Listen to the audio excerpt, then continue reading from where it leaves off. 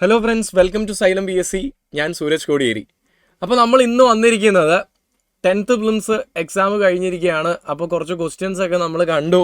ഇനിയിപ്പോൾ അടുത്ത സ്റ്റേജിലെ എക്സാമിന് എങ്ങനെയായിരിക്കും ക്വസ്റ്റ്യൻസ് വരിക എന്ന് വളരെ ആശങ്കപ്പെട്ട് ഒരുപാട് പേര് ഇരിക്കുന്നുണ്ട്. അപ്പോൾ നമുക്ക് ജോഗ്രഫിയിൽ നിന്ന് വരാൻ സാധ്യതയുള്ള ചോദ്യങ്ങൾ എന്തൊക്കെയായിരിക്കും എന്ന് ഡിസ്കസ് ചെയ്താലോ? ഓക്കെ, ആദ്യം തന്നെ ഈ ഒരു എക്സാമിന് വന്ന ചോദ്യങ്ങൾ ഏതൊക്കെയാണെന്ന് ഞാൻ കാണിച്ചു തരാം. കേരള ജോഗ്രഫിയിൽ നിന്ന് ഈ ക്വസ്റ്റ്യൻസുകളൊക്കെയാണ് വന്നത്. കേരളത്തിലെ ആദ്യത്തെ ദേശീയ ഉദ്യാനം, കേരളത്തിലെ ഏറ്റവും വലിയ കായൽ, വളരെ സിമ്പിളായിട്ട് നമുക്ക് അറിയുന്ന കാര്യങ്ങളൊക്കെ തന്നെയാണ്. ഇനി കേരളത്തിലെ ആദ്യ ജലവൈദ്യുത പദ്ധതിയായ പള്ളിവാസൽ ഏത് നദിയിലാണ്? പൊതുവേ നമ്മൾ പള്ളിവാസൽ പെരിയാർ നദീവ്യൂഹവുമായി ബന്ധപ്പെട്ട് കിടക്കുന്നു എന്നൊക്കെയാണ് പഠിക്കുന്നത്. പക്ഷേ പെരിയാറിൻ്റെ പോഷക നദിയായ മുതിരപ്പുഴയിലാണ് ഇത് കിടക്കുന്നത്. അപ്പോൾ ഇങ്ങനെയുള്ള കാര്യങ്ങളൊക്കെ ആണ് കേരള ജോഗ്രഫി എന്ന് വന്നത്. അപ്പോൾ കേരള ജോഗ്രഫിയിൽ നിന്ന് കായലിൽ നിന്നൊരു ചോദ്യവും ദേശീയോദ്യാനത്തു നിന്നൊരു ചോദ്യവും അതുപോലെ ജലവൈദ്യുത പദ്ധതിയായ ഏറ്റവും ആദ്യത്തെ ജലവൈദ്യുത പദ്ധതിയായ പള്ളിവാസലിൽ നിന്നൊരു ചോദ്യമാണ് വന്നിരിക്കുന്നത്. ഇനി നമുക്ക് ഇന്ത്യൻ ജോഗ്രഫിയിൽ നിന്ന് എന്തൊക്കെ ചോദ്യങ്ങൾ, വേൾഡ് ജോഗ്രഫി, ഇന്ത്യൻ ജോഗ്രഫിയിൽ നിന്നൊക്കെ എന്തൊക്കെയാണ് ചോദ്യങ്ങൾ വന്നിരിക്കുന്നത് എന്ന് നമുക്കൊന്ന് നോക്കാം. ഓക്കെ, ബേസിക്കലി നമ്മുടെ വേൾഡ് ജോഗ്രഫിയിൽ നിന്ന് ഇന്ത്യൻ ജോഗ്രഫിയിൽ നിന്ന് വന്ന ഒരു ചോദ്യം ഇതാണ്: ഉഷ്ണമേഖലയിൽ സ്ഥിതി ചെയ്യുന്ന സംസ്ഥാനം ഏത്? അപ്പോൾ അതായത് നമുക്ക് തീർച്ചയായും ഇന്ത്യയുടെ മധ്യഭാഗത്തുകൂടി ഒരു അക്ഷാംശ രേഖ കടന്നു പോകുന്നുണ്ട്. നമ്മുടെ ഉത്തരായന രേഖ അഥവാ tropic of cancer 23.5 degree north അല്ലേ? അതിന് തെക്ക് ഭാഗത്തെയാണ് നമ്മൾ ഉഷ്ണമേഖല എന്ന് പറയുന്നത്. ബേസിക്കലി ഇന്ത്യയുടെ തെക്ക് ഭാഗം അല്ലേ? ഇനി ഉത്തരായന രേഖയ്ക്ക് വടക്ക് ഭാഗത്തെയാണ് നമ്മൾ മിതോഷ്ണ മേഖല അല്ലെങ്കിൽ ഉപോഷ്ണ മേഖല എന്നൊക്കെ നമ്മൾ പറയാറുണ്ട്. അപ്പോൾ നമ്മുടെ ഗോവയാണ് നമ്മുടെ ഉഷ്ണമേഖലയിൽ സ്ഥിതി ചെയ്യുന്ന സംസ്ഥാനം എന്ന് പറയുന്നത്. കാരണം ഗോവ സൗത്ത് ഇന്ത്യയിലാണ്, എന്ന് വെച്ചാൽ ഉത്തരായന രേഖയുടെ ഫാർ സൗത്ത് അല്ലെങ്കിൽ തെക്കായിട്ടാണ് സ്ഥിതി ചെയ്യുന്നത്. ബാക്കി എല്ലാ സംസ്ഥാനങ്ങളും ഒന്നുകിൽ ഉത്തരായന രേഖയുടെ അടുത്ത് വെസ്റ്റ് ബംഗാൾ, അല്ലെങ്കിൽ അതിൻ്റെ വടക്ക് ഭാഗം ഹരിയാന, ജമ്മു കാശ്മീർ പോലുള്ള. ജമ്മു കാശ്മീർ പിന്നെ സംസ്ഥാനമേ അല്ല, പക്ഷെ PSC ഓപ്ഷനായിട്ട് നൽകിയിട്ടുണ്ട്, നമുക്കൊന്നും ചെയ്യാൻ പറ്റില്ല. അപ്പോൾ ഇതാണ് സംഗതി അല്ലേ? പിന്നെ ഇന്ത്യൻ ജോഗ്രഫിയിൽ നിന്ന് വന്ന മറ്റൊരു ചോദ്യങ്ങൾ എന്ന് വെച്ച് കഴിഞ്ഞാൽ, ഈ ചോദ്യ പേപ്പർ കണ്ടപ്പോൾ ശരിക്കും നമ്മൾ 2 ചുരങ്ങൾ ചോദിച്ചിട്ടുണ്ട്. സാധാരണ ഒരു ക്വസ്റ്റ്യൻ പേപ്പറിൽ വളരെ അപൂർവമായിട്ട് ചുരങ്ങൾ ചോദിക്കാറുണ്ട്. അപൂർവമായിട്ടല്ല, എന്നാലും ചുരങ്ങൾ ചോദിക്കാറുണ്ട്. പക്ഷേ ഈ ഒരു ക്വസ്റ്റ്യൻ പേപ്പറിൽ നമുക്ക് 2 ചുരങ്ങളാണ് ചോദിച്ചിരിക്കുന്നത്. ബാരലാച്ചല ചുരത്തിനെ കുറിച്ചും നാദുല ചുരത്തിനെ കുറിച്ചുമുള്ള 2 ചോദ്യങ്ങൾ ഏത് സംസ്ഥാനത്താണെന്ന് ഡയറക്റ്റ്ലി ചോദിച്ചിട്ടേ ഉള്ളൂ. ചിലപ്പോൾ ചുരങ്ങൾ എക്സാമിന് ചോദിക്കുന്ന സമയത്ത് ഏതൊക്കെ സ്ഥലങ്ങളെ ബന്ധിപ്പിച്ച് ഇരിക്കുന്നു എന്നൊക്കെ ചോദിക്കാറുണ്ട്.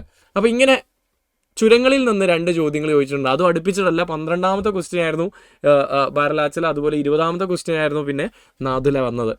ഇനി ജയന്തിയ കുന്ന് ഏത് സംസ്ഥാനത്താണ് സ്ഥിതി ചെയ്യുന്നതെന്ന് പറഞ്ഞിട്ടൊരു ചോദ്യം ചോദിച്ചിട്ടുണ്ട്. ഗാരോഗാസി ജയന്തിയ നിങ്ങൾ കേട്ടിട്ടുണ്ടാവും, അത് മേഘാലയയിലെ കുന്നുകളാണ്. അപ്പോൾ അതിൽ നിന്നൊരു ചോദ്യം വന്നിട്ടുണ്ട്. ഇനി മറ്റൊരു ചോദ്യം വന്നിരിക്കുന്നത് കാർഡമം കുന്ന് അല്ലേ? എല്ലാം കുന്നുകളെ കുറിച്ചാണ്. കണ്ടില്ലേ, എല്ലാം ഡബിളായിട്ട് ചുരങ്ങളെ കുറിച്ച് ചോദിച്ചു, കുന്നുകളെ കുറിച്ച് ചോദിച്ചു. ഒന്ന് അങ്ങ് മേഘാലയയിലുള്ള ജയന്തിയ കുന്ന്, 2 നമ്മുടെ കാർഡമം കുന്ന് അഥവാ ഏലമലയെക്കുറിച്ചാണ് ചോദിച്ചിരിക്കുന്നത്. ഏലമല ഏത് സംസ്ഥാനത്താണ് സ്ഥിതി ചെയ്യുന്നത് എന്നുള്ള ഒരു ചോദ്യമാണ് ചോദിച്ചിരിക്കുന്നത്. അപ്പോൾ നമുക്ക് ഇന്ത്യ കേരള ജോഗ്രഫിയിൽ നിന്ന് ഇങ്ങനെയുള്ള ചോദ്യങ്ങളൊക്കെയാണ് വന്നിരിക്കുന്നത്. എന്ന് വെച്ചാൽ ഭൂപ്രകൃതിയിൽ നിന്ന് ചോദ്യമുണ്ട്, ചുരങ്ങളിൽ നിന്ന് ചോദ്യമുണ്ട്, അതുപോലെ നമ്മുടെ ഉഷ്ണമേഖല ഒരു താപീയ മേഖലകളിൽ നിന്നുള്ള ഒരു ചോദ്യമുണ്ട്. പിന്നെ മടക്ക് പർവ്വതങ്ങളുമായി ബന്ധപ്പെട്ട ഒരു ചോദ്യവും എക്സാമിന് വന്നിട്ടുണ്ട് വേൾഡ് ജോഗ്രഫിയിൽ നിന്ന് അല്ലെങ്കിൽ ബേസിക്സ് ഓഫ് ജോഗ്രഫിയിൽ നിന്ന്. അപ്പോൾ ഇതിൽ നിന്ന് മനസ്സിലാക്കാൻ പറ്റുന്നത് അടുത്ത എക്സാമിന് എന്തൊക്കെ ചോദ്യങ്ങളായിരിക്കും വരുന്നത് എന്ന് ഗസ് ചെയ്യാൻ പറ്റുന്നത് എന്തൊക്കെയാണെന്ന് ആദ്യം ഞാൻ പറഞ്ഞുതരാം. നോക്കിക്കോ, നമ്മുടെ ഈ ഒരു ക്വസ്റ്റ്യൻ പേപ്പറിൽ ആദ്യത്തെ സ്റ്റേജിൽ ഇന്ത്യയുടെ അക്ഷാംശ രേഖാംശങ്ങളെക്കുറിച്ചോ അല്ലെങ്കിൽ അറ്റങ്ങളെക്കുറിച്ചോ ഒന്നും തന്നെ എക്സാമിന് ചോദിച്ചിട്ടില്ല. സാധാരണ ഇങ്ങനെയൊരു എക്സാമിന് സ്വാഭാവികമായിട്ടും ചോദിക്കുന്ന സംഭവങ്ങളാണ് വടക്കേ അറ്റം, ഇന്ത്യയുടെ തെക്കേ അറ്റം തുടങ്ങിയവ. തീർച്ചയായും ഇന്ത്യയുടെ വടക്കേ അറ്റത്തിനെ കുറിച്ചോ തെക്കേ അറ്റത്തിനെ കുറിച്ചോ ഒന്നും തന്നെ എക്സാമിന് ചോദിച്ചിട്ടില്ല. അതുകൊണ്ട് തന്നെ ഇവിടെ നിന്ന് ഒരു ചോദ്യം വരാനുള്ള സാധ്യത നമുക്ക് കാണുന്നുണ്ട്. ഏറ്റവും വടക്കേ അറ്റം എന്ന് പറയുന്നത് ഇന്ദിരാകോൾ. എല്ലാവർക്കും അറിയാം, കാരക്കോറം പർവ്വത നിരയിലാണ് ഇന്ദിരാകോൾ സ്ഥിതി ചെയ്യുന്നത്. ഇനി തെക്കേ അറ്റത്തെ അറ്റം എന്ന് പറയുന്നത് കന്യാകുമാരിയാണോ? അല്ല, ഇവിടെ കിടക്കുന്നുണ്ട്. അതായത് ഇവിടെ ആയിട്ട് കിടക്കുന്ന ഇന്ദിര പോയിന്റ് ആണ്. നിക്കോബാറിലായിട്ട് കിടക്കുന്ന ഇന്ദിര പോയിന്റ് ആണ്. അപ്പൊ കന്യാകുമാരി ആരാ? ഈ സാധനത്തിന് എന്താ പറയുക? ഇന്ത്യയുടെ ഈ ഒരു കഷ്ണത്തെ എന്താ പറയുക? ഉപദ്വീപ്. 3 വശവും വെള്ളത്താൽ ചുറ്റപ്പെട്ട് കിടക്കുന്ന സ്ഥലമല്ലേ? 4 വശവുമാണെങ്കിൽ വെള്ളം, ദ്വീപ് അല്ലേ? 4 വശം വെള്ളമാണെങ്കിൽ ദ്വീപ്, 3 വശവും വെള്ളമാണെങ്കിൽ അത് ഉപദ്വീപാണ്. അപ്പോൾ ഉപദ്വീപിന്റെ തെക്കേ അറ്റമാണ് കന്യാകുമാരി. ഇനി കിഴക്കേ അറ്റം എന്ന് പറയുന്നത് നമ്മുടെ കിബിത്തു ആണ്. ആരാ? കിബിത്തു ആണ്. ഇനി പടിഞ്ഞാറേ അറ്റം എന്ന് പറയുന്നത് നമ്മുടെ ഗുഹാർമോത്തിയാണ്. അപ്പോൾ ഇതൊക്കെ നിങ്ങൾക്ക് പൊതുവെ അറിയുന്ന കാര്യങ്ങളായിരിക്കും. അതുകൊണ്ട് കൂടുതൽ ഡീറ്റെയിൽ ഒന്നും പറയുന്നില്ല. അക്ഷാംശ രേഖകളും ഒന്ന് ഓർത്ത് വെച്ചേക്കുക. 37 ഡിഗ്രി, 37 ഡിഗ്രി 6 മിനിറ്റ് നോർത്താണ് വടക്കൂടെ കടന്നു പോകുന്നത്. അതേസമയം കന്യാകുമാരി അല്ലെങ്കിൽ തെക്ക് സാധാരണ നമ്മൾ കന്യാകുമാരിയിലൂടെ കടന്നു പോകുന്ന അക്ഷാംശമാണ് എടുക്കാറ്. 8 ഡിഗ്രി അതുപോലെ 4 മിനിറ്റ് നോർത്തിലൂടെയാണ് കടന്നു പോകുന്നത്. അതേസമയം കിഴക്കും പടിഞ്ഞാറുള്ള അക്ഷാംശം, ഏറ്റവും കിഴക്ക് കിബിത്തുവിലൂടെ കടന്നു പോകുന്ന അക്ഷാംശം 97 ഡിഗ്രി 25 മിനിറ്റ് കിഴക്ക് അഥവാ ഈസ്റ്റ് ആണെങ്കിൽ, നമ്മുടെ ഗുഹാർമോത്തിയിലൂടെ കടന്നു പോകുന്ന അക്ഷാംശം 68 ഡിഗ്രി 7 മിനിറ്റ് ഈസ്റ്റ് അഥവാ കിഴക്കാണ്. അപ്പോൾ അക്ഷാംശങ്ങളെക്കുറിച്ച് അടുത്ത ക്വസ്റ്റ്യൻ പേപ്പറിൽ ചോദ്യം വരാനുള്ള സാധ്യത കൂടുതലാണ്. ഒന്ന് നോക്കി വെച്ചേക്കുക. ഓക്കെ. ഇനി ഏറ്റവും ഉയരം ചെന്ന കൊടുമുടിയെക്കുറിച്ച് ചോദിച്ചിട്ടില്ല. അത് മൗണ്ട് കേറ്റു ആണ്. ഏറ്റവും താഴ്ന്ന സ്ഥലം കുട്ടനാടാണ്. അപ്പോൾ ഇങ്ങനെയുള്ള അറ്റങ്ങളെക്കുറിച്ച്, എക്സ്ട്രിമിറ്റീസിനെ കുറിച്ച് ചോദ്യം വരാനുള്ള സാധ്യത വളരെയധികം കൂടുതലാണ്. ഇനി മറ്റൊരു ഏരിയ, ഹ്യൂമൻ ജോഗ്രഫിയിൽ നിന്ന് കാര്യമായിട്ടുള്ള ചോദ്യങ്ങളൊന്നും തന്നെ ചോദിച്ചിട്ടില്ല. അപ്പോൾ അടുത്ത എക്സാമിന് ചോദിക്കാൻ സാധ്യതയുള്ള ഒരു ക്വസ്റ്റ്യൻ എന്ന് ഞാൻ കാണുന്നത് ആണവോർജ നിലയങ്ങളാണ്. ഇന്ത്യയിലെ പ്രധാനപ്പെട്ട ന്യൂക്ലിയർ പവർ പ്ലാന്റ്സ്, ആണവോർജ നിലയങ്ങളുടെ ഒരു മാപ്പാണ് ഞാനിവിടെ കൊണ്ട് വന്നിരിക്കുന്നത്. നമുക്കൊരു 6-7 ആണവോർജ നിലയങ്ങൾ അല്ലെങ്കിൽ ന്യൂക്ലിയർ പവർ പ്ലാന്റ്സ് ഇന്ത്യയിലുണ്ട്. ഇതിൽ നിന്ന് ചോദ്യം വരാനുള്ള സാധ്യത വളരെ കൂടുതലാണ്. കാരണം ആകെ ഒരു 6-7 എണ്ണം ആണ് നമുക്ക് പഠിക്കാനുള്ളത്, അല്ലേ? 6 എണ്ണമാണ് ശരിക്കും ഉള്ളത്. അതിൻ്റെ കൂടെ ഇപ്പോൾ 1-2 എണ്ണം കൂടി വന്നിട്ടുണ്ട്. അപ്പോൾ അതൊന്ന് പഠിച്ചു വെച്ച് കഴിഞ്ഞാൽ നിങ്ങൾക്ക് എക്സാമിന് ചോദ്യം വന്നു കഴിഞ്ഞാൽ ആൻസർ ചെയ്യാനുള്ള ക്വസ്റ്റ്യൻ വരാനുള്ള സാധ്യത വളരെ കൂടുതലാണ്. അപ്പോൾ ഏതൊക്കെയാണ് ഈ ആണവോർജ നിലയങ്ങളെന്നും മാപ്പിലൊന്ന് ജസ്റ്റ് ഒന്ന് നമുക്ക് പറഞ്ഞു പോവാം. ഉത്തർപ്രദേശിലാണെങ്കിൽ അത് നറോറയാണ്. ആരാ? നറോറയാണ്. ഇനി നമ്മുടെ രാജസ്ഥാനിലാണെങ്കിൽ അത് രാജസ്ഥാൻ ആറ്റോമിക് പവർ പ്ലാന്റ് എന്ന് ഈ ഒരു മാപ്പിൽ കാണാം. ശരിക്കും ഇവൻ്റെ പേര് റാവത്ത് ഭട്ട എന്നാണ്. അപ്പോൾ രാജസ്ഥാനിലുള്ള ന്യൂക്ലിയർ പവർ പ്ലാന്റിൻ്റെ അഥവാ ആണവോർജ ആണവ നിലയത്തിൻ്റെ പേര് റാവത്ത് ഭട്ട എന്നാണ്. റാവത്ത് ഭട്ട സ്ഥിതി ചെയ്യുന്നത് കോട്ട എന്ന് പറഞ്ഞിട്ടുള്ള ഒരു സ്ഥലത്താണ്. രാജസ്ഥാനിലെ കോട്ട.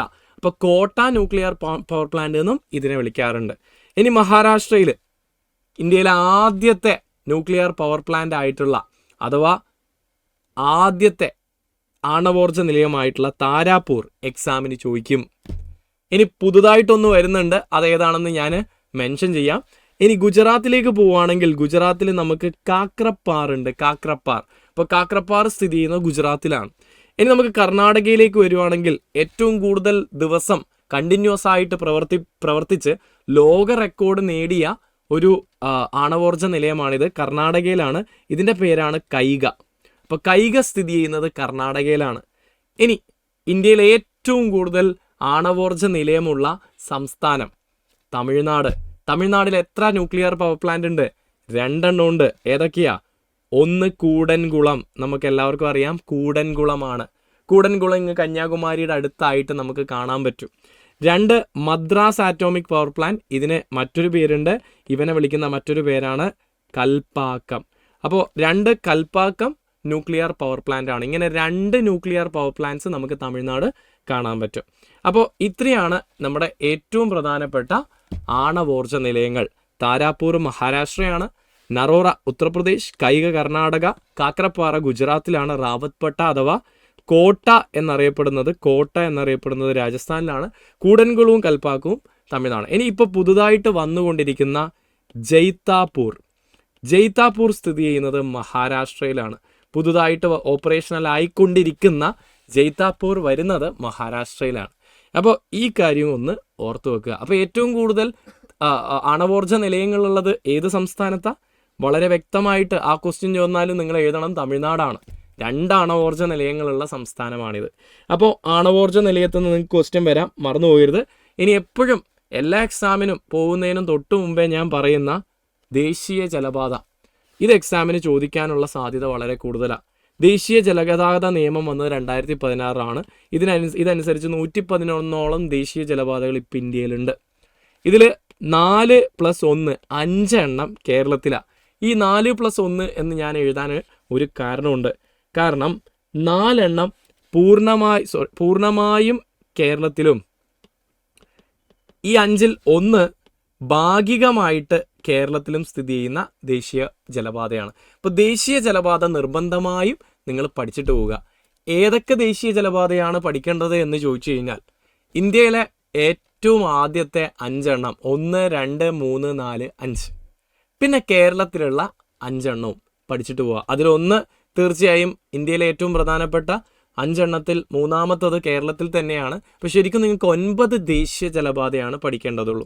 അപ്പോൾ ഈ 9 എണ്ണവും നിർബന്ധമായും പഠിച്ചിട്ട് പോവുക. ഏതൊക്കെയാണെന്ന് ഞാൻ പെട്ടെന്ന് പറയുന്നു. ആദ്യത്തെ ദേശീയ ജലപാത അല്ലേ, ഇന്ത്യയിലെ ആദ്യത്തെ ദേശീയ 1986 വന്നത്. ദേശീയ ജലഗതാഗത അതോറിറ്റി വന്നത് 86. അപ്പം തന്നെ അവർ ആദ്യ ദേശീയ ജലപാത കൊണ്ടുവന്നു. ഇതാണ് അത്. 1620 കിലോമീറ്ററോളം നീളമുള്ള അലഹബാദ് നിന്ന് ഹാൽദിയ വരെ നീണ്ടു കിടക്കുന്ന ഗംഗ നദിയിലായിട്ട് സ്ഥിതി ചെയ്യുന്ന ദേശീയ ജലപാതയാണിത്. അപ്പോൾ ഗംഗ ഒഴുകുന്ന UP, ബീഹാർ, ജാർഖണ്ഡ്, പശ്ചിമ ബംഗാൾ എന്നീ സംസ്ഥാനങ്ങളിലൂടെയാണ് ഇവൻ കടന്നു പോകുന്നത്. ഉത്തരാഖണ്ഡ് വരില്ല, കാരണം ഗംഗ ഉത്ഭവിക്കുന്ന സ്ഥലമാണ് ഉത്തരാഖണ്ഡ്. സെറ്റല്ലേ? ഓക്കെ അല്ലേ? ഇനി ദേശീയ ജലപാത 2 കുറിച്ചും ചോദ്യം വരും. 1988, അതായത് 86 കഴിഞ്ഞ് 2 വർഷം കഴിഞ്ഞപ്പോൾ രണ്ടാമത്തെ ദേശീയ ജലപാത വന്നു. എവിടെയാണ് വന്നേ? ഇന്ത്യയിലെ രണ്ടാമത്തെ പ്രധാനപ്പെട്ട നദിയായ ബ്രഹ്മപുത്രയിൽ. ഇത് അരുണാചൽ പ്രദേശിലെ സാധ്യ തൊട്ട് അസമിലെ ദുബ്രി വരെയാണ്. 891 കിലോമീറ്ററാണ് ഇതിൻ്റെ നീളം. പിന്നെ 3 ദേശീയ ജലപാത 1993 തന്നെയാണ് വന്നത്. കൊല്ലം തൊട്ട് കോഴിക്കോട് വരെയാണ്. ഇത് കൊല്ലം തൊട്ട് കോട്ടപ്പുറം വരെ ആയിരുന്നു. ഇപ്പോൾ ഇത് കൊല്ലം തൊട്ട് 2016 തൊട്ട് കൊല്ലം തൊട്ട് കോഴിക്കോട് വരെയാണ്. ഇതിൻ്റെ നീളം 365 കിലോമീറ്ററാണ്. മുമ്പ് കോട്ടപ്പുറം വരെ ആയിരുന്ന സമയത്ത് നീളം എന്ന് പറയുന്നത് 295 കിലോമീറ്റർ ആയിരുന്നു. ഇപ്പോൾ കോഴിക്കോട് വരെ നീട്ടിയപ്പോൾ 365 കിലോമീറ്ററായി. ഇനി വെസ്റ്റ് കോസ്റ്റ് കനാൽ അഥവാ പശ്ചിമ തീര കനാൽ എന്നറിയപ്പെടുന്നത് നമ്മുടെ ദേശീയ ജലപാത 3 കേരളം പശ്ചിമ തീരത്തല്ലടോ, അതാലോചിച്ചാൽ മതി. കേരളത്തിലെ ഏറ്റവും നീളം കൂടിയ ദേശീയ ജലപാത ഇത് തന്നെയാണ്. ഇനി എല്ലാവരും തെറ്റിക്കുന്ന 4ഉം അതുപോലെ 5ഉം. 4ഉം 5ഉം ആദ്യം തന്നെ ഒരു കാര്യം പഠിക്കുക, 2ഉം 2008 വന്നത്. 4 കാക്കിനാട ആന്ധ്രാപ്രദേശാണ്. പുതുച്ചേരി എന്ന് പറയുന്നത് തമിഴ്നാട്, പുതുച്ചേരി വരെയാണ് നീണ്ടു കിടക്കുന്നത്. 1078 കിലോമീറ്ററാണ് ഇതിൻ്റെ നീളം. അപ്പോൾ ആന്ധ്രയിലെ പ്രധാന നദി ഗോദാവരി, കൃഷ്ണ ഡെൽറ്റ പ്രദേശങ്ങളിലൂടെയാണ് ഇവൻ കടന്നു പോകുന്നത്. ഈ ദേശീയ ജലപാതയുമായി ബന്ധപ്പെട്ട ഒരു കനാലുണ്ട്, ബക്കിംഗ്ഹാം കനാലാണ്. ബക്കിംഗ്ഹാം കനാൽ ബ്രിട്ടീഷുകാരുണ്ടാക്കിയ ഒരു കനാലാണ്. ഇത് ഈ ദേശീയ ജലപാതയുമായി ബന്ധപ്പെട്ട് കിടക്കുന്നു. എക്സാമിന് എപ്പോഴും ചോദിക്കുന്ന ഒരു പോയിന്റാണ്. അതിൻ്റെ അവസാനം 5ാമത്തെ ദേശീയ ജലപാത 5 നാഷണൽ വാട്ടർവേ 5 എന്ന് പറയുന്നത് താൽച്ചർ ടു ധാംറയാണ്. ഇത് രണ്ടും വരുന്നത് ഒഡീഷയിലാണ്. അപ്പോൾ ഒഡീഷയിലുള്ള ഈ 2 സ്ഥലങ്ങളെ തമ്മിൽ ബന്ധിപ്പിക്കുന്ന ദേശീയ ജലപാതയാണിത്. മഹാനദി ഡെൽറ്റ പ്രദേശത്തിലൂടെ കടന്നു പോകുന്ന ദേശീയ ജലപാത ഏതാണെന്ന് ചോദിക്കും. ഏറ്റവും ഇമ്പോർട്ടൻ്റ് ആയിട്ട് ഈസ്റ്റ് കോസ്റ്റ് കനാൽ എന്നറിയപ്പെടുന്ന ദേശീയ ജലപാത 5. വെസ്റ്റ് കോസ്റ്റ് കനാൽ ഏതാ? കേരളത്തിലെ ദേശീയ ജലപാത 3. ഈസ്റ്റ് കോസ്റ്റ് കനാൽ ഒഡീഷയിലെ ജലപാതയായിട്ടുള്ള 5. അപ്പോൾ ഇവ തമ്മിൽ മാറിപ്പോരുത്. ദേശീയ ജലപാതയിൽ നിന്ന് ക്വസ്റ്റ്യൻസ് വരും. ഇനി പൂർണ്ണമായിട്ടും കേരളത്തിൽ സ്ഥിതി ചെയ്യുന്ന ദേശീയ ജലപാതകൾ 3 നമ്മൾ ഓൾറെഡി പറഞ്ഞതാണ്. 8ഉം 9ഉം 59ഉം കേരളത്തിൽ തന്നെയാണ്. ആലപ്പുഴയിൽ നിന്ന് ചങ്ങനാശ്ശേരി വരെയാണ് 8 എങ്കിൽ 9 ആലപ്പുഴയിൽ നിന്ന് അതിരമ്പുഴ വരെയാണ്. രണ്ടും ഒരുമിച്ച് അങ്ങ് പഠിക്കുക. ആലപ്പുഴ ടു അതിരമ്പുഴ നമ്മുടെ 9, 8 എന്ന് പറയുന്നത് ആലപ്പുഴ ടു ചങ്ങനാശ്ശേരി. 59 കോട്ടയം ടു വൈക്കമാണ്. ഇനി ഭാഗികമായിട്ട് കേരളത്തിലൂടെ കടന്നു പോകുന്നത് എന്ന് വെച്ചാൽ കുറച്ച് ഭാഗം കേരളത്തിലാണ്, കുറച്ച് ഭാഗം വേറെ എവിടെയാണ്. തീർച്ചയായും നമ്മുടെ തിരുവനന്തപുരം പൂവാർ ആ ഒരു ഭാഗത്ത് നിന്ന് കന്യാകുമാരി വരെ ഇരമൻതുറൈ എന്ന് പറഞ്ഞിട്ടുള്ള ഒരു സ്ഥലം വരെ, തമിഴ്നാട്ടിലെ കന്യാകുമാരി വരെ വ്യാപിച്ചു കിടക്കുന്ന ഒരു ദേശീയ ജലപാതയാണ് നാഷണൽ വാട്ടർവേ 13. അപ്പോൾ ഇതും എക്സാമിന് ചോദിക്കാനുള്ള സാധ്യത ഉണ്ട്. അപ്പോൾ ദേശീയ ജലപാത 9 എണ്ണം ഉണ്ട്. 5 ഇന്ത്യയിലെ ഏറ്റവും പ്രധാനപ്പെട്ട ആദ്യത്തെ ദേശീയ ജലപാത, പിന്നെ നമ്മുടെ കേരളത്തിൽ വരുന്ന ഒരു നാലെണ്ണം 3 ഓൾറെഡി പഠിക്കുമല്ലോ മറ്റതിൽ. അപ്പോൾ ഈ 4 അപ്പോൾ ടോട്ടൽ ഒരു 9 എണ്ണം നിർബന്ധമായും പഠിച്ചിട്ട് പോവുക. ഇനി ഈ എക്സാമിൽ ചോദിച്ചിട്ടില്ലാത്ത, ഈ കഴിഞ്ഞ ഫസ്റ്റ് സ്റ്റേജിൽ ചോദിച്ചിട്ടില്ലാത്ത മറ്റൊരു പ്രധാനപ്പെട്ട ഘടകമുണ്ട്. ദേശീയ ഉദ്യാനത്തിനെ കുറിച്ചൊക്കെ ചോദിച്ചു അല്ല, കേരളത്തിലെ ഏറ്റവും വലിയ ദേശീയ ഉദ്യാനമൊക്കെ. പക്ഷേ ബയോസ്ഫിയർ റിസർവിൽ നിന്ന് ചോദ്യങ്ങൾ വന്നിട്ടില്ല, ജൈവമണ്ഡല റിസർവ്. അപ്പോൾ ഇന്ത്യയിലെ പ്രധാനപ്പെട്ട ബയോസ്ഫിയർ റിസർവിൽ നിന്ന് ചിലപ്പോൾ നിങ്ങൾക്ക് ചോദ്യങ്ങൾ വരും. എന്താണ് ബയോസ്ഫിയർ റിസർവ് എന്ന് സിമ്പിളായിട്ട് ഞാനിവിടെ പറഞ്ഞുതരാം. ബയോസ്ഫിയർ റിസർവ് എന്ന് വെച്ച് കഴിഞ്ഞാൽ 1971 യുനെസ്കോ ആരംഭിച്ച ഒരു പ്രോഗ്രാമാണ്. ഈ പ്രോഗ്രാമിൻ്റെ പേരാണ് മാൻ ആൻഡ് ബയോസ്ഫിയർ പ്രോഗ്രാം. ഈ പ്രോഗ്രാമിൻ്റെ പ്രധാന ലക്ഷ്യം എന്ന് പറയുന്നത് സംരക്ഷണവും സുസ്ഥിര വികസനവുമാണ്. എന്ന് വെച്ചാൽ ജൈവവൈവിധ്യ സംരക്ഷണവും അവിടെ താമസിക്കുന്ന സാമൂഹിക സാംസ്കാരികപരമായിട്ടുള്ള വികസനവുമാണ് അവിടുത്തെ പ്രധാനപ്പെട്ട ഘടകം എന്ന് പറയുന്നത്, ലക്ഷ്യം എന്ന് പറയുന്നത്. അപ്പോൾ സമൂഹ പങ്കാളിത്തം, അവിടെ താമസിക്കുന്ന ആൾക്കാരുടെ പങ്കാളിത്തമൊക്കെ വർദ്ധിപ്പിക്കുക എന്നുള്ളതാണ് ഇതിൻ്റെ പ്രധാനപ്പെട്ട ലക്ഷ്യം എന്ന് പറയുന്നത്. ഓക്കെ, ഇനി നമുക്ക് എക്സാമിന് ഇതായിരിക്കും ചോദ്യം വരിക, ഇന്ത്യയിൽ എത്ര ബയോസ്ഫിയർ റിസർവ് ഉണ്ട്? ഇന്ത്യയിൽ എത്ര ബയോസ്ഫിയർ റിസർവ് ഉണ്ട് എന്ന് ചോദിച്ചു കഴിഞ്ഞാൽ ഇന്ത്യയിൽ 18 ബയോസ്ഫിയർ റിസർവ് ഉണ്ട്. പക്ഷേ ഈ 18നും നമ്മുടെ ഈ പ്രോഗ്രാമിൽ കയറാൻ എന്ന് വെച്ചാൽ യുനെസ്കോയുടെ അംഗീകാരം കിട്ടിയിട്ടില്ല. ഈ 18ൽ 13 എണ്ണത്തിനാണ് യുനെസ്കോയുടെ അംഗീകാരം കിട്ടിയത്, അഥവാ റെക്കഗ്നീഷൻ കിട്ടിയത്. അപ്പോൾ ഇതിൽ നിന്ന് നിങ്ങൾക്ക് ക്വസ്റ്റ്യൻസ് വരാവുന്നതാണ്, നിർബന്ധമായും പഠിച്ചു പോവുക. അതിൽ ആദ്യം കിട്ടിയത് ആർക്കാണ് എന്ന് വെച്ചാൽ ഇന്ത്യയിൽ ആദ്യ യുനെസ്കോ അംഗീകൃത ബയോസ്ഫിയർ റിസർവ്. എക്സാമിന് എപ്പോഴും ചോദിക്കുന്നതാണ്, അടുത്ത എക്സാമിന് നിങ്ങൾ പ്രതീക്ഷിച്ചോ, നീലഗിരി ബയോസ്ഫിയർ റിസർവ്. ഇനി ഏറ്റവും അവസാനമായിട്ട് വേണമെങ്കിൽ കേരളത്തിലെ രണ്ടാമത്തെ ബയോസ്ഫിയർ റിസർവിൽ നിന്നും ചോദ്യം വരാം. 10ാമതായിട്ട് ഇന്ത്യയിൽ വന്ന ബയോസ്ഫിയർ റിസർവായ അഗസ്ത്യമല സ്ഥിതി ചെയ്യുന്നത് കേരളത്തിലാണ്. മറന്നു പോരുത്, കൊല്ലം, തിരുവനന്തപുരം ജില്ലകളിലായിട്ട്. ഇനി ഏറ്റവും അവസാനം എന്ന് വെച്ചാൽ 13ാമത് അല്ലേ, 13 എണ്ണത്തിനല്ലേ ഉള്ളത്. 13ാമതായിട്ട് ദേശീയ തലത്തിൽ നമ്മൾ ചർച്ച ചെയ്യപ്പെട്ട 13ാമതായിട്ട് വന്ന യുനെസ്കോ അംഗീകൃത ബയോസ്ഫിയർ റിസർവ് എന്ന് പറയുന്നത് കോൾഡ് ഡെസേർട്ട് ബയോസ്ഫിയർ റിസർവാണ്. ഇത് സ്ഥിതി ചെയ്യുന്നത് ഹിമാചൽ പ്രദേശാണ്. അപ്പോൾ ഇതിൽ നിന്നും നിങ്ങൾക്ക് ക്വസ്റ്റ്യൻസ് വരാവുന്നതാണ്. അപ്പോൾ ബയോസ്ഫിയർ റിസർവും നന്നായിട്ടൊന്ന് പഠിച്ചിട്ട് പോവുക, നിങ്ങൾക്ക് എക്സാമിന് ചോദ്യം വരും. പ്രധാനപ്പെട്ട ബയോസ്ഫിയർ റിസർവുകളും അതിൻ്റെ പൊസിഷൻ ഏതൊക്കെ സ്റ്റേറ്റിലാണെന്നും പഠിച്ചിട്ട് പോകുന്നത് വളരെ നന്നായിരിക്കും. ഓക്കെ, ഇനി ഹിമാലയം അതുപോലെ ട്രാൻസ് ഹിമാലയം തുടങ്ങിയ ടോപ്പിക്കുകളും ഒന്ന് നോക്കുക. ട്രാൻസ് ഹിമാലയത്തിൽ ഉൾപ്പെട്ട പർവ്വത നിരകൾ ഒന്ന് പഠിച്ചിട്ട് പോകുന്നത് നല്ലതായിരിക്കും. അതിന് നമ്മളെപ്പോഴും ക്ലാസ്സിൽ യൂസ് ചെയ്യുന്ന ആ കോഡ് തന്നെ നിങ്ങൾക്ക് യൂസ് ചെയ്യാവുന്നതാണ്. അതായത് ട്രാൻസ് ഹിമാലയത്തിൽ ഉൾപ്പെട്ടത് ആരൊക്കെയാ? കാരക്കോറം, ലഡാക്ക്, സസ്കർ. ഞാൻ എപ്പോഴും ക്ലാസ്സിൽ പഠിപ്പിച്ചു തരാറുണ്ട് സ, ഇത് ഓർത്താൽ മതിയെന്ന്. അപ്പോൾ വടക്കേ അറ്റത്തെ ട്രാൻസ് ഹിമാലയം ചോദിച്ചാലും നിങ്ങൾക്ക് എഴുതാൻ പറ്റും കാരക്കോറം. തെക്കേ അറ്റത്തെ ട്രാൻസ് ഹിമാലയം ചോദിച്ചാലും എഴുതാൻ പറ്റും സസ്കർ. ഇനി ലഡാക്ക് ആരുടെയൊക്കെ ഇടയിലാണെന്ന് ചോദിച്ചാൽ എഴുതാൻ പറ്റും കാരക്കോറത്തിനും സസ്കറിനും ഇടയിൽ. അപ്പോൾ ഇങ്ങനെയുള്ള ചോദ്യങ്ങളൊക്കെയാണ് പ്രതീക്ഷിക്കുന്നത്. അപ്പോൾ ബാക്കിയുള്ള ഏരിയാസും ഇന്ത്യൻ ജോഗ്രഫിയുടെ കുറച്ച് കാര്യങ്ങൾ കൂടി നന്നായിട്ട് പഠിച്ചിട്ട് പോകുക. അപ്പോൾ എന്തായാലും അടുത്ത ഘട്ടം എഴുതാൻ പോകുന്ന എല്ലാവർക്കും ഓൾ ദി ബെസ്റ്റ്. അപ്പോൾ താങ്ക് യു സോ മച്ച്. അടുത്ത സെഷനിൽ നമുക്ക് കാണാം കേട്ടോ. Thank you all.